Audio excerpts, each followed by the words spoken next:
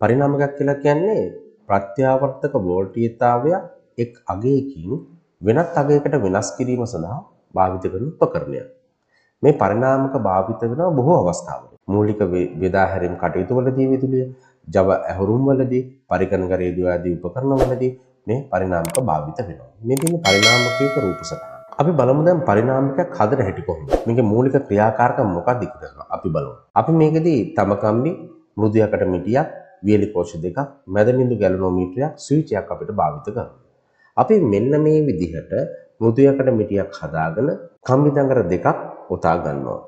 පළමු දඟරේ අපි වම් පැත්තේ මම පෙන්නනවා ඒකේ පොටවල් 100ක් පමණ අපි ඔතා ගන්නවා. දෙවෙනි දඟරේ පොටවල් 100ක් පමණ අපි ඔතා ගන්නවා. ඊට පස්සේ මෙන්න මේ විදිහට ගැලනෝමීටර, ස්විචය, වියලි කෝෂ අපි සම්බන්ධ කරනවා. අපි මේ ස්විචය, වියලි කෝෂ, ගැලනෝමීටර අපි සම්බන්ධ කරලා අපි පළමුවෙන්ම අපි කරන්නේ ස්විච් එක සංවෘත කරනවා. ස්විචේ සංවෘත කරාට පස්සේ අපිට පේනවා ගැලනෝමීටරේ උත්ක්‍රමණයක් දකින්න පුළුවන්. එහෙනම් උත්ක්‍රමණයක් දකිනවා කියලා කියන්නේ ධාරාව ගලාගෙන යනවා. එහෙනම් අපි මේ ස්විචේ දිගටම සංවෘතව තියෙනවා. එතකොට අපිට පේනවා උත්ක්‍රමණයක් සිදු වෙන්නේ නැහැ. ධාරාවක් ගලාගෙන යන්නේ නැහැ. ඊළඟට අපි කියනවා ස්විචේ විවෘත කරනවා. එහෙනම් මුල් දිශාවට ප්‍රතිවිරුද්ධ දිශාවට ගැලනෝමීටරේ උත්ක්‍රමණයක් අපිට දකින්න පුළුවන්. එහෙනම් මුල් දිශාවේ ප්‍රතිවිරුද්ධ දිශාවට උත්ක්‍රමණයක් අපි දැක ගන්නවා. දැන් මේක දිගටම විවෘතව තියෙනවා. දැන් උත්ක්‍රමණයක් සිදු වෙන්නේ නැහැ. එහෙනම් ධාරාවක් ගලන්නේ නැහැ. පළමු දඟරේ ධාරාව ගැනීමට පෙර දඟර හරහා චුම්බක ශේෂ්ත්‍රයක් නැහැ. පළමු දඟරේ ධාරාව ගැනීම ආරම්භන විට චුම්බක ශේෂ්ත්‍රයක් හට ගන්නවා. මෙම චුම්බක ශේෂ්ත්‍රය මෘදු යකඩ කම්බි හරහා දෙවන දඟරය තුලින් ගමන් කිරීම සිදු වෙනවා. දෙවන දඟරය හරහා ඇති වන මෙම චුම්බක ශේෂ්ත්‍ර වෙනස නිසා දෙවන දඟරේ විද්‍යුත් ගාමක බලයක් ප්‍රේරණය වීම සිදු වෙනවා. එහෙනම් ගැලනෝමීටරය හරහා ධාරාවක් ගලා යාම නිසා උත්ක්‍රමණයක් ඇති කරනවා. පළමු දඟරය තුල දිගටම ධාරාව ගලන විට චුම්බක ශේෂ්ත්‍රය නියතව පවතින නිසා දෙවන දඟරය හරහා චුම්බක ශේෂ්ත්‍රය විචරණය වන්නේ නැහැ.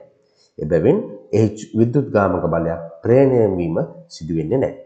මේ නිසා ගැලනෝමීටරයේ උත්ක්‍රමණයක් දකින්න ලැබෙන්නේ නැහැ. නැවත පළමු පරිපථයේ ස්විචය විවෘත කරන විට ගලන ධාරාව නතර වෙනවා. ධාරාව සමග එමගින් ඇති කරන චුම්බක ශේෂ්ත්‍රයද නැති වී යනවා. දෙවන දඟරය හරහා තිබූ චුම්බක ශේෂ්ත්‍රය නැති වී යාම නිසා දඟරය හරහා චුම්බක ශේෂ්ත්‍රය විචලනය වෙමින් දෙවන දඟරේ විද්‍යුත් ගාමක බලයක් ප්‍රේරණය වීම සිදු වෙනවා.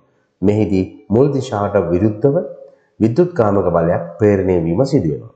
එව නිසා ගැලනෝමීටරයේ විරුද්ධ දිශාවට උත්ක්‍රමණයක් දකින්න පුළුවන්. පළමු දඟරේ ධාරාව ගැනීම නතර වූ විට දෙවන දඟරය හරහා චුම්බක ශේෂ්ත්‍ර විචලනයක් නොමැති හේයින් විද්‍යුත් ගාමක බලයක් ප්‍රේරණය වෙන්නේ නැහැ.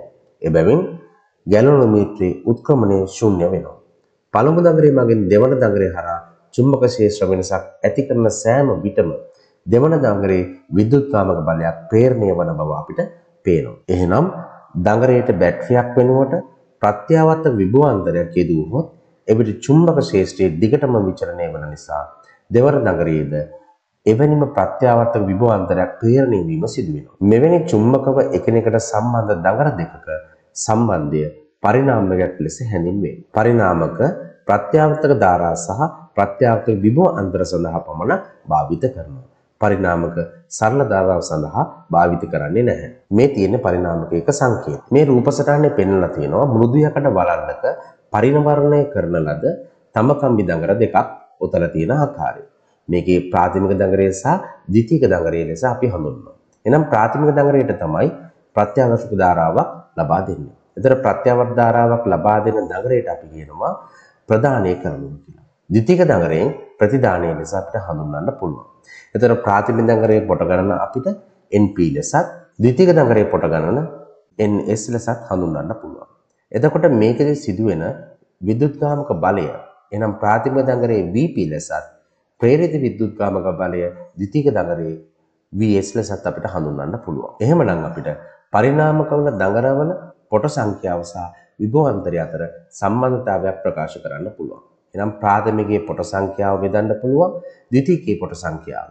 ඒක සමාන වෙනවා ප්‍රාථමික විභවාන්තරයේ බෙදීම ද්විතීයික විභවාන්තරයට. එහෙනම් NP බෙදීම NS සමානයි VP බෙදීම VS ලෙස අපිට හඳුන්වන්න පුළුවන්. දැන් අපි මේ පරිණාමයක් ගැන කතා කරනකොට තියෙන වර්ග දෙකක්. සැපයුම් වෝල්ටීයතාවයට වඩා ප්‍රතිදාන වෝල්ටීයතාවයක් ලබා දෙන පරිණාමක වලට අපි කියනවා අධිකර පරිණාමක. අධිකර පරිණාමක වල පුතේ ද්විතීයික දඟලේ පොට ගණන වැඩි. සැපයුම් වෝල්ටීයතාවයට වඩා අඩු ප්‍රතිදාන වෝල්ටීයතාවක් ලබා දෙන පරිණාමක අපි කියනවා අවකර පරිණාමක කියලා. මේකෙදි අවකර පරිණාමකයේදී ද්විතීයික දඟලේ පොට ගණන අඩුයි. පරිණාමක භාවිත වන අවස්ථා කිහිපයක්. විදුලි බලාගාරවල ජනනය වන විදුලිය සම්ප්‍රේෂණය කිරීමට අධිකර පරිණාමක භාවිත වෙනවා. එතකොට විදුලි බලාගාර වලින් පැමිණෙන විදුලිය නිවෙස් වලට ලබා දෙනකොට අවකර පරිණාමකයක් තමයි භාවිත කරන්නේ. ඊළඟට රූපවාහිනී වල, රේඩියෝ වල, පරිගණක උපාංග වල පරිණාමක භාවිත කරනවා. X කිරණ නලාදිය, ශුද්ධ තරංග උදුන් මෙන්න මේ වගේ අධිකර පරිණාමක භාවිත වෙනවා. පරිණාමකයේ ශක්ති සම්බන්ධතාව. අපි ඕනෑම උපකරණයක් ගත්තොත් එහි තාප හානියක් සිදු වෙනවා. එතකොට මේ පරිණාමකයේ සිදු වෙනවා මෙන්න මේ තාප හානිය. නමුත් අපි පරිණාමකයේ ගැන එන අපි මේ විදිය පරිණාමක භාවිත කරනකොට තාප හානිය නොමැති කියලා තමයි අපි හිතන්නේ. එහෙනම් කාර්යක්ෂමතාවය පරිණාමකයක 100% කියලා තමයි අපි ගණනය කිරීම කරන්නේ. එහෙනම් ජවය සමානයි විභවාන්තරය වැඩි කිරීම ධාරාව විදිහට අපිට ජවය හොයන්න පුළුවන්. නැත්නම් ක්ෂමතාවය අපිට ගණනය කරන්න පුළුවන්. VP IP සමානයි VS IS කියලා අපිට හඳුන්වන්න පුළුවන්. IP කියලා කියන්නේ ප්‍රාථමික දඟලේ ධාරාව, IS කියලා කියන්නේ ද්විතීයික දඟලේ ධාරාව, VP කියලා කියන්නේ ප්‍රාථමිකයේ විභවාන්තරය, VS කියලා හඳුන්වන්නේ අපි ද්විතීයිකයේ විභවාන්තරය. එහෙනම් අපි බලමු එක්තරා පරිණාමකයක ප්‍රාථමික දඟලේ පොට ගන්න 300ක්ද, ද්විතීයික දඟලේ පොට ගන්න 3000ක්ද වේ. එහි ප්‍රාථමික දඟලයට විභවාන්තරය වෝල්ට් 12ක ප්‍රත්‍යාවර්ත විභවයක් සපයනු ලැබේ. එහෙනම් පළවෙනි ප්‍රශ්නය ප්‍රාථමිකයේ ද්විතීයික දඟලේ විභවාන්තරය සොයන්න. දෙවෙනි එක තියෙනවා පරිණාමකයේ ප්‍රාථමික දඟලයේ ඇම්පියර් 3ක ධාරාවක් ගලයි නම් ද්විතීයික දඟලයේ ගලන ධාරාව සොයන්න. මෙය කවර වර්ගයේ පරිණාමකය? එහෙනම් අපි පළවෙනි ප්‍රශ්නේ බලමු. පරිණාමකයේ ද්විතීයික දඟලයේ විභවාන්තරය සොයන්න. මේකට අපිට VS බෙදීම VP සමානයි NS බෙදීම NP කියලා අරගෙන අපිට VS හොයාගන්න පුළුවන්. එහෙනම් ප්‍රාථමික දඟලයෙන් ගලන විභවාන්තරය අපිට මේ විදිහට හොයන්න පුළුවන්. ඊළඟ ප්‍රශ්නේ තියෙනවා ප්‍රාථමික දඟලයේ ඇම්පියර් 3ක ධාරාවක් ගලයි නම් ද්විතීයික දඟලයේ ගලන ධාරාව සොයන්න. එහෙනම් ඒකටත් අපිට VP IP සමානයි VS IP කියන සූත්‍රය භාවිත කරලා අපිට ගලන ධාරාව හොයාගන්න පුළුවන්. එහෙනම් මේක මොන විදිහේ පරිණාමකයක්ද?